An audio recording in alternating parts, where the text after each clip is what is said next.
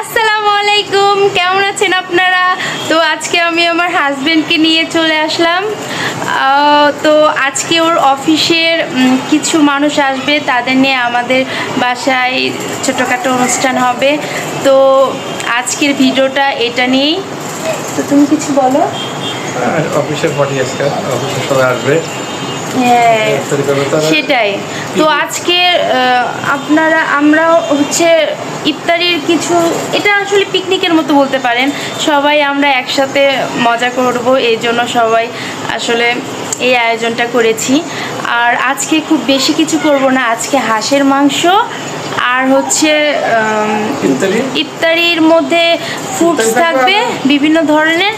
আর হচ্ছে আমি একটা চিয়া সিড ওটসের একটা পুডিংয়ের মতো বানাই, তো এটা আজকে দেব। খুব বেশি কিছু করব না, আসলে ইফতারের মধ্যে বেশি কিছু খাওয়াও যায় না, তাই না? এগুলো ভাজা পোড়া খেলে গ্যাস হয়ে যায়। তো সবাই বলছে যে না, কেউ ভাজা পোড়া খাবে না। হ্যাঁ, হাঁস খেতে চেয়েছে। তো আমি হাঁসটা রান্না করেছি, অনেক তাড়াতাড়ি রান্না করেছি, এই জন্য আপনাদের সাথে শেয়ার করতে পারি নাই। তো ফাইনাল লুক অবশ্যই দেখাবো। এই তো আমার হাঁসের ফাইনাল লুক। দেখতে তো অনেক সুস্বাদু লাগতেছে, লোভনীয় লাগতেছে, জানি না কেমন হবে খেতে।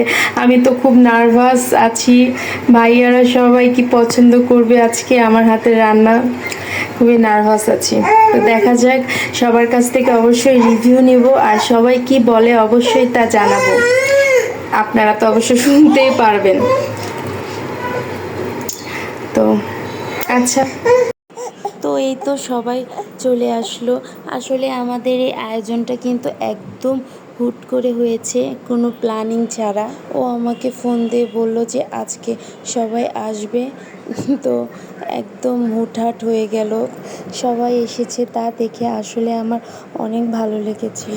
ভাইয়ারা যখন এসেছিল তখন একদম ইফতারের টাইম হয়ে গেছিলো, আর সেজন্য খুব বেশি সময় নষ্ট না করে সবাই ইফতারি করার জন্য সবাই বসে পড়লো। আমি কিন্তু ছোট বাচ্চা নিয়ে আসলে খুব বেশি আয়োজন করতে পারি না, একদম কম আয়োজনে ভাইয়াদেরকে আপ্যায়ন করেছি। তো সব ভাইয়ারাও কিন্তু অনেক ফ্রেন্ডলি, তারাও কিছু মনে করে না, তারা অল্পতেই অনেক হ্যাপি হয়েছে, অনেক খুশি হয়েছে। তো হাঁসের মাংসটা যে রান্না করেছিলাম, আসলে হয়েছে কি, হাঁসের মাংসটা একটু নরম হয়ে গেছিলো, কিন্তু কোনো ভাইয়া একটুকু খারাপ কিছু বলে নাই, বরঞ্চ আরও বলছে যে না, অনেক সুন্দর হয়েছে।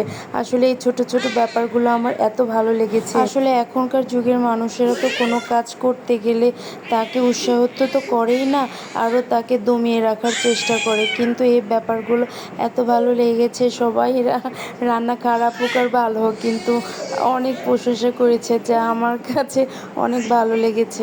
তো ব্যাপার না, ইনশাল্লাহ আবার সামনে হবে, তখন সব কিছু ঠিকঠাক থাকলে সুন্দরভাবে সবাইকে আপ্যায়ন করার চেষ্টা করব। আর হ্যাঁ, এবারে তো সব ভাইয়ারা আসছে, ইনশাল্লাহ এই নেক্সট টাইমে যখন আমাদের বাসায় আবার প্রোগ্রাম হবে, তাহলে সব ভাবিদের দেখতে চাই, তাহলে আমার অনেক ভালো লাগবে।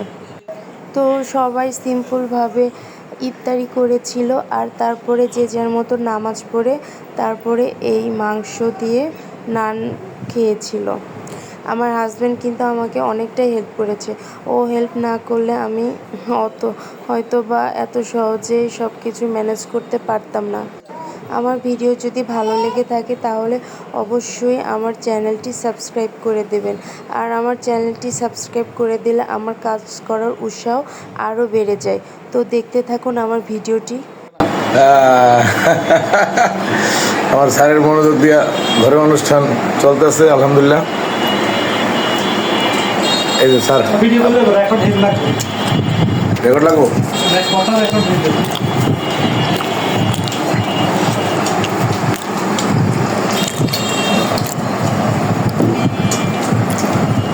ছোট আরো আছে, লাগবে না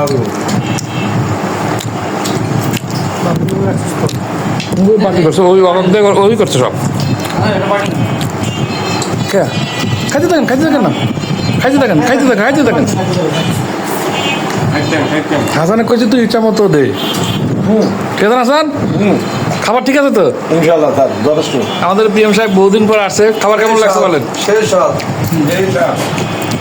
আর আমাদের রানিং পিএম সাহেব আপনি বলেন সেই সাত সেই সাত কাজল সেই সাথ সেই কাজল খাওয়া সময় কথা বলতে নাই আর আজিম সাহেব একটু নীরব থাকে সবসময় দুলাল সাহেবের রিভিউ লাগবে আর রিভিউ লাগবে কি রিভিউ দেবো কেমন হয়েছে খাবার 5 স্টার 5 স্টার আলহামদুলিল্লাহ আমার আজম ভাই জীবন দিতে হারিয়ে গেছে